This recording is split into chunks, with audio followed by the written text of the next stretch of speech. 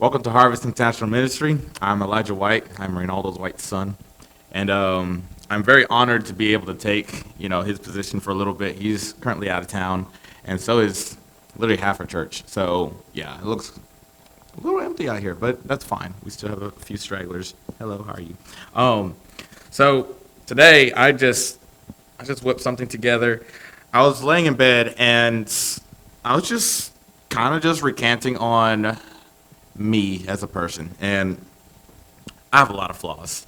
And so when it came to what the message was, I was like, what's my worst problem? What's something that is a clinical depreciating problem with me? And I was like, I know exactly what that is. And so my title is Quenching a Physical Thirst. Literally just means something else. I told the sound guy back there that whenever I say Moxie, we're going to go to the next slide. So, Moxie. Moxie. Hit that Moxie again, real quick. Okay. Instant gratification. You guys have all heard of this term before. This has to do with a lot in today's society because, as you know, we all have phones, we all have TVs, advertisements here and there. Things are given to us immediately. And so, what this word really means is that basically you are getting your reward right then and there without hardly working for it. So, Moxie. That's so cool. Okay. Today's gratifications have many forms, such as online shopping, cheating a diet, and even delaying a study session to go hang with friends. This is true. This is where I have that problem. So, you know, we have Amazon, we have Wish.com, we have Sheen, we have some other ones that just failed to launch. But there's a lot of shopping like expenditures out there. There's all these different forms and ways that people can get money from you. And for the longest time, it was Amazon. Amazon was my biggest regret. Although, like, my room is currently full of a bunch of stuff that I bought years ago. So, like, low key, it's not so bad. But the same ticket, it is something that is a problem. Because eventually, whenever I was feeling down, I found myself going on Amazon, looking at stuff that I like, and putting it into the cart. And, they have all sorts of forms of payment. You could buy things immediately using a debit card. You got pay in four, Klarna. Heck yeah, man, PayPal credit, paid all within like 6 months. Cool beans, I'm all for it. So there's smart ways that these people got money from you. But that was my problem, and I found myself getting on there all the time, spending more and more and more money, and slowly finding myself more in debt. And there's just nothing like the feeling of whenever you get that package right there in front of your door. 2 days, like, hey, there it is. You got that serotonin boost, all that dopamine starts rushing through you. You know what I mean? You start doing a little happy dance, like, or something like that. I don't know. What's that thing that kids do now? The gritty, like, what's that? Like, okay, yeah, I had one of my. That's it. Yeah, yeah. I appreciate that. Thank you for the demonstration. So, like, that's kind of how it feels when you first buy something. But as soon as you open that package and you're like, wow, new stuff, you know what I mean? Like, I got a brand new, like, hand tightening gel thing the other day. And I was so enthused for probably about, like, 5 minutes. And then the novelty wears off. And you know what happens? Loophole. We do it again. We get back on the phone. We go look at some more stuff on the catalog. And lo and behold, you spend even more money. 2 days later, you get that stuff in, and you're like, wow, super cool. Like, and it just keeps on coming and going on. It's just a dangerous loophole. I know my newest one is Temu, and Temu has been very dangerous because Temu is very inexpensive, and they encourage you to spend as much money as possible on as many things. I mean, I don't want you to jump onto Temu right now, but they did have something where initially they give you like this, you have to buy 10 things, and then 6 of those things are free. Oh, that hooked me up real good, man. I was stuck on that junk. Up to now, it's been since February, and my then girlfriend has received like maybe like 20 separate Kirby plushies. Like, I mean, all from Temu. I could not believe I was getting this stuff for free. So, therefore, you have to understand that you have that gratification when you first make that purchase.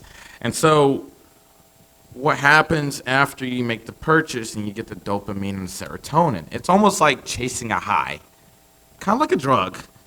It does easily become an addiction. And so that was my situation.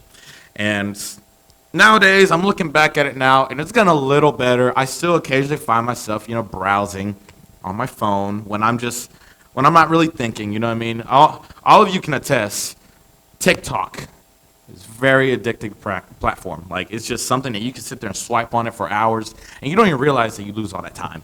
And at the end of the day, you're like, what did I do? You know what I mean? That's kind of how I do with, on the mobile apps with all these, all these marketplaces and whatnot. Like, even Facebook's got one now. I didn't realize that. That's crazy.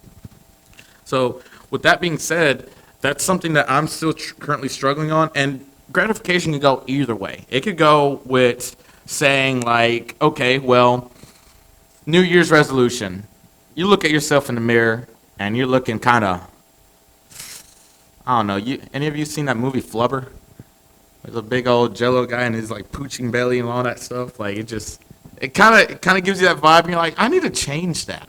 I know when I work at Honda as a process associate, I have so much energy. I cannot stop moving at all. Like I have to keep on going. Like if I don't move, I'll probably lose my mind. It's kind of like a shark, how it has to travel and get air through its lungs by moving around. If it doesn't move, it dies. I mean, I'm not trying to say I'm going to die if I don't move, but regardless, I'm kind of going off from there. So I'd find myself, if I'm standing one place for too long, I'll get down and start doing push-ups. Okay, cool, push-ups, burn off that extra calorie and whatnot. Quickly, my coworkers noticed that I was working out at work.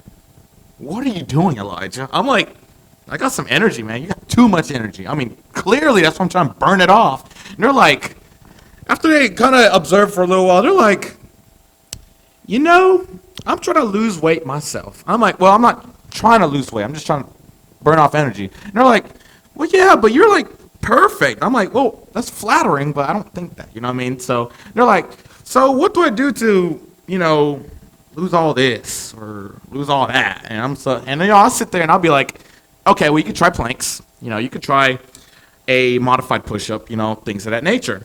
And since most of my coworkers happen to be women, well, a lot of times I hear, oh, I want my butt bigger. And I'm like, okay, you got to hit them with the squats then, you know what I mean?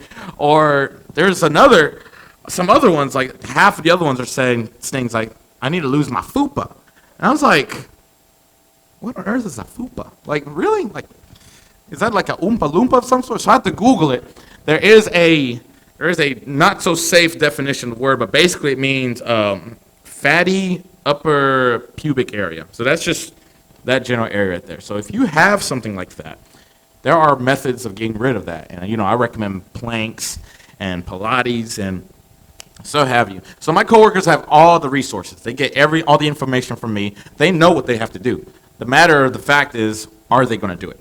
You know what I mean? So after about a week, I've had a multitude of people ask me how to get rid of their fupa, and gain their gluteus maximus a little more, like mass. So what a big mass you have, you know what I mean? But anyway, so it comes out like, okay, well, did you do what I told you? And they're like, no, not really. I'm like, but you want those effects. You want the improvement, right? They're like, yeah, well, I tried it a little bit, but then I didn't like it. And so I didn't do it. And I'm like, okay, well, just completely waste my time. I gave you all the information to do what you have to do and, get that body that you want. But see, why I feel like, well, a lot of them is that when they sat there and they did whatever it was for 30 minutes, they probably immediately got up and looked at themselves in their mirror and didn't see nothing improving. So, okay, well, as we know, working out takes a lot of time. That's something that has to become something we call a discipline. If you're not disciplined, you're not going to achieve those results. And so when you're sitting there and you are working out for maybe 5 days, and you give up outright right after New Year's, there's no discipline there. I mean, that's just the reality of it. You're not going to get that body that you want. You're not going to look like Shakira. You're not going to look like Beyonce. You know what I mean? Lady Gaga. What's her name? Lady Gaga? Yeah. Lady Gaga, whatever. And so, unfortunately, without that, you're not going to be able to achieve those results. And so, that's when it comes to instant gratification, is that people feel like, oh, yeah, we could work out for like 10 minutes and then bam, we're there. Everybody would look like that if that was the case, unfortunately. So I talked to those coworkers time and time again. There's probably maybe one of them who stuck through with her guns, and she even got a stationary bike now. She's improved so much now that she is going off and she's working out on her own. She's getting that physique that she wants, you know what I mean? And like, she looks cute, you know what I mean? Like, it works as long as she's stuck through it. And it's been months since then. But some people, like I said, want that gratification. And gratification, unfortunately, also applies to laziness, which is something I struggle with. I am the master procrastinator out here. Like, that's just kind of how I vibe. I hate to say it, but I mean, being homeschooled, I always felt like, well, I was smart enough to just do my assignments last second. So, and I always have. And therefore, when college hit, things got a little more difficult and so on and so forth, but I do plan on going back to school sometime this year. So, yeah, yay me. But that does include, like, say you got a test coming up and you have to study for that exam. Unfortunately, you just have to give off that time to study. It's not like you can look at it real quick. Okay, got it. No, your brain can't do that. You can't just chew food for 2 seconds and swallow it whole. Guess what? You're going to be on the ground choking and dying out here, man. You're going to sound like dubstep. Like, just doesn't work, you feel me?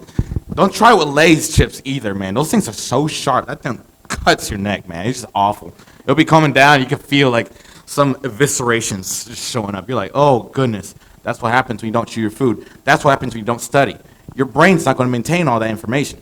So, again, it all comes down to you having the discipline, the patience, and the drive to do this stuff.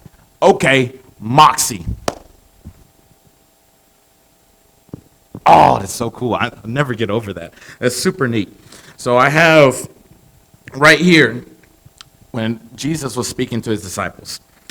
And I'm going to read off my tiny little phone because it happens to be right in front of me. So, verse 20. And he lifted up his eyes on his disciples and said, Blessed be ye poor, for yours is the kingdom of God.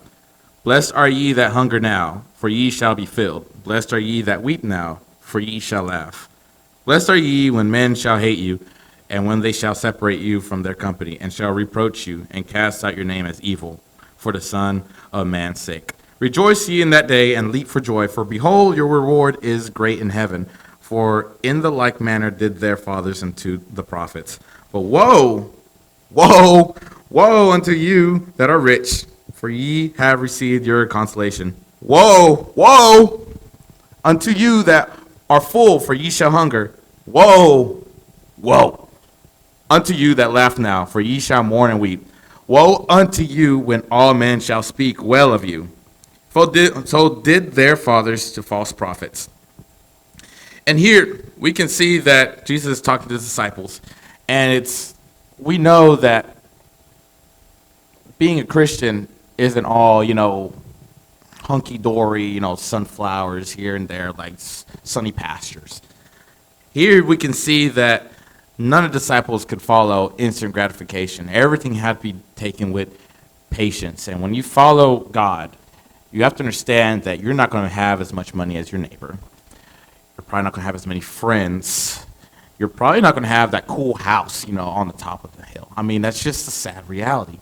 And so when we live in a society now where everything has to be immediately gratified, advertisements even say this, you know what I mean? Like, it's just like, get this now. You get the Burger King app, you know what I mean?